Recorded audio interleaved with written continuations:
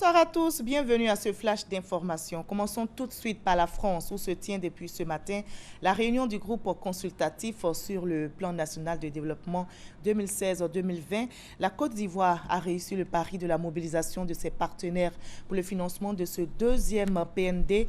Le pays recherche, je rappelle, 4 425 milliards de francs CFA et les nouvelles sont bonnes. La Banque mondiale vient de promettre 5 milliards de dollars, soit 2 500 milliards de francs CFA pour ce PND 2016-2020.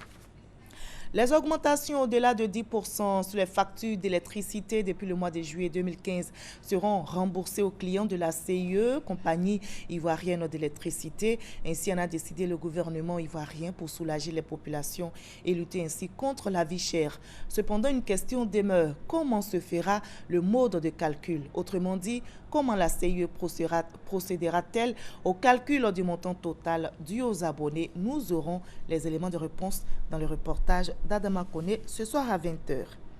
La lutte contre l'exploitation illégale du bois lancée il y a quelque peu par le ministre des Eaux et Forêts s'accentue sur le terrain. L'unité spéciale d'intervention vient de réaliser un beau coup de filet. Cette unité vient de mettre la main sur des milliers de billes de bois coupées frauduleusement. Kadi Fadiga Fofana.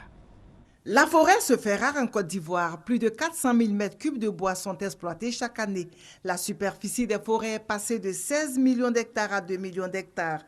La cause de cette situation, la fraude dans la filière bois.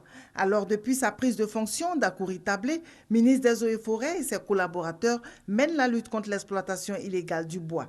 Ici, à Danané, une grosse prise. Dans cette entreprise industrielle de bois, la majorité des billes coupées ne respectent pas les normes. Toutes les billes du parc des Tanry ne respectent aucune norme de la législation forestière. Suite à cela, nous avons constaté aussi à notre arrivée que certains grumiers arrivent sans être marqués et c'est sur le site de Tanry que les billes sont marquées. Comme vous le voyez ici, il y a certaines écritures qui sont dessus.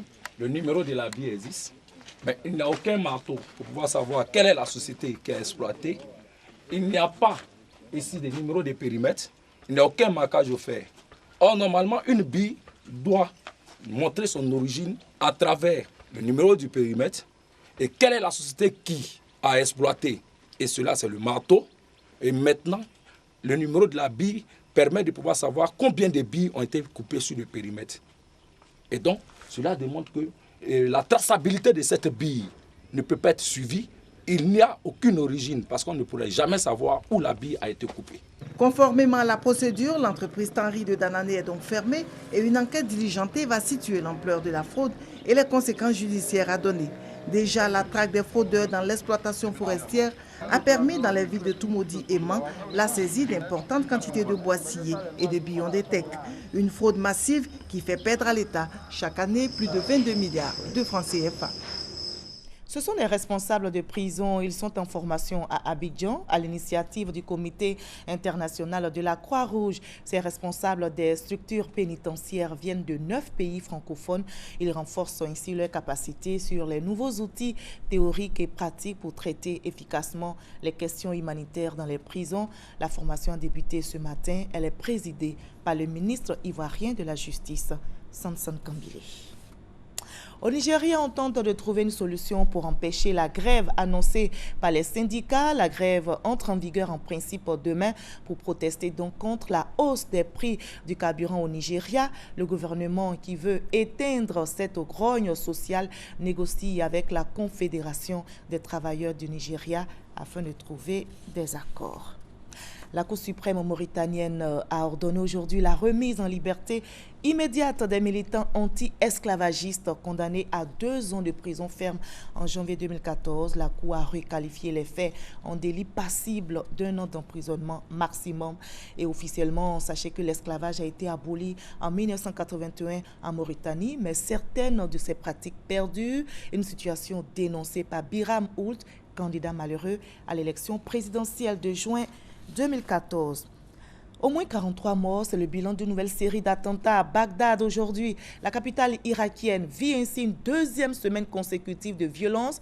Et comme mercredi dernier, le quartier chiite a été touché, depuis une semaine, le mode opératoire est le même. Une voiture piégée explose dans les rues de Bagdad ou alors un kamikaze déclenche sa ceinture au milieu des marchés. Un véritable carnage. Pas de revendication pour le moment, mais l'organisation État islamique s'est attribuée la responsabilité des attentats de la semaine dernière contre les chiites considérés comme ennemis jurés des djihadistes. Au Venezuela, pour terminer, Nicolás Maduro a fait un pas de plus vers l'autoritarisme en étendant ses pouvoirs en matière de sécurité, de distribution alimentaire et énergétique après la proclamation de l'état d'exception. L'opposition est mécontente. Elle appelle à descendre dans la rue pour réclamer un référendum afin de destituer Nicolás Maduro. On se retrouve à 20h.